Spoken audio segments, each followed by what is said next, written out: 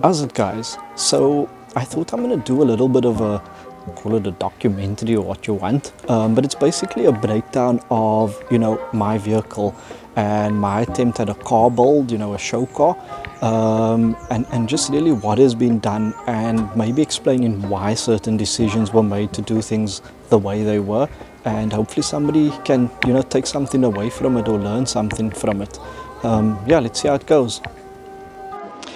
So this is the car in question, or in explanation, I don't know, call it what you want, and it's my Audi S3. It's a 2007 model, the pre-facelift. It's the 8P. A lot of people ask, is it really an S3? Because it's debadged. So it's got no Audi badges, it's got no S3 badges. I'm not here in trying to prove to people this is my build, and so I've taken certain decisions, and I guess some of it has been negatively viewed upon, and that's also fine. I also do try to take criticism, however, in trying to improve it. So today I'm going to focus on the exterior. I'm not going to do wheels because I think I'll do wheels with suspension, but I'm going to kind of give you a breakdown of what's going on. So in terms of the color, I actually don't know the very specific color. I always just refer to it as sort of like a midnight blue, or just simply a dark blue. It was resprayed, or kind of, resprayed blow over by Titan Customs in Cape Town, and when they did this, they kind of redid the body work. They took out all the little dings, they took out all the scratches or major scratches that were on the car at the time. And then the nice thing they did was they added I think it's a Cyrillic, I'm not actually sure how you pronounce it, but it's like little flakes, very, very fine flakes in the paintwork. So you may be able to see it, but you won't see it sparkling today, purely because it's overcast. The Cyrillic is basically in the clear coat. When you buy it, basically you choose it, I think, by the teaspoon or in these little bags. I don't want to say what it looks like. To take you around, so we have this, the rear diffuser. The rear diffuser has only been painted. It's not carbon fiber, it's fiberglass. And then we have no, I just forgot the name, but we have the sort of the corner part of the diffuser that is carbon fiber. It initially was fiberglass, and then we actually had the various parts changed to carbon fiber, I suppose just to evolve. Then also here on the back you can see it is debadged, the wipers being deleted. So maybe quick, you can get these wiper delete kits, but we actually just bought this and it's like a washer type vibe, and it was very cheap. It fitted perfectly, and I kind of thought, like, why do I need to go spend a lot of money on a wiper delete? And it looks good, or at least I feel it does. But I mean, I saved myself quite a couple of bucks with that. I have the rear wing. The rear wing has been extended, not extravagantly, but yeah, it has been extended to kind of give it a more sporty look. As you can see, it's relatively long in comparison to the normal standard one would have stopped about there. And let's just see, where else can we go?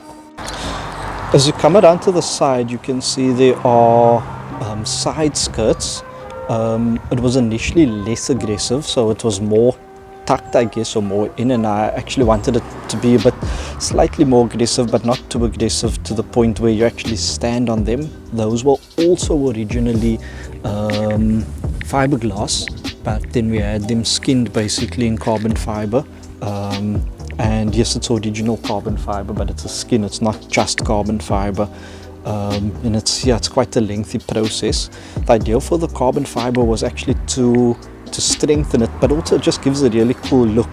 Then we have the front lip. and again, everything was custom made, and I'll describe how we went about that. So basically the carbon fiber lip, also originally done in fiberglass, and then we have the rods in place. The rods are basically there. Well, one, I think it looks cool. I like it. I think it gave it a slightly more aggressive look. But the idea was also to have a purpose, you know, and the purpose was basically around, you know, if we're driving really fast, more than 60, that you don't want the lip to be pulled off because of air rushing through and catching it. But I'm going to try and point out, so, you know, there and about here, we have these little spaces. I'm going to see if I can get in there.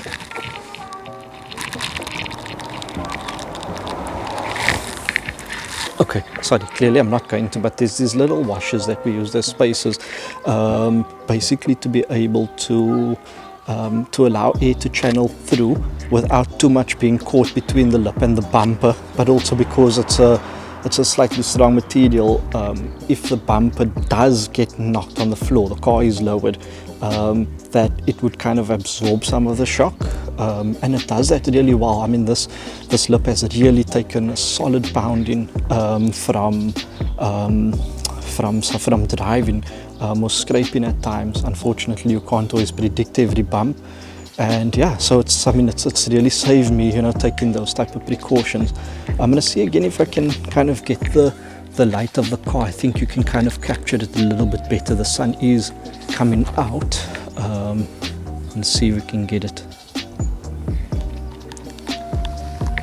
So in terms of the exterior mods, also we have the front lights. So you will see it says 7 customs inside the light. It's a fully customized headlamp also. It was completely taken apart, redone. Had this indicator, you know, these, what's it, like the DRL indicator going. Hi, how's it?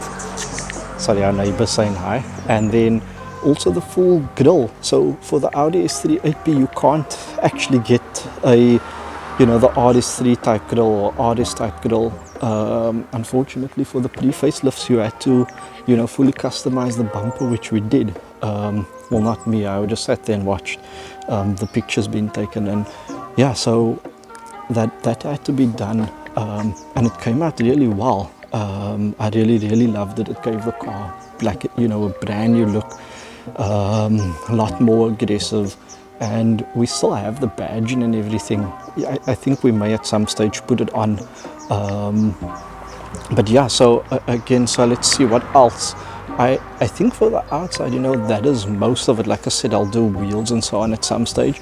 I think there's just a lot of other small things that have been done that maybe I've missed, or, you know, but the idea was to make the small changes that I would definitely notice. And I think when you at a show, you know, experienced judges will be able to notice it without me even having to tell them. Yeah, so guys, I hope you enjoyed this of what is the first part of maybe many to come, and giving you just a breakdown of everything that's happening this side. Thanks so much.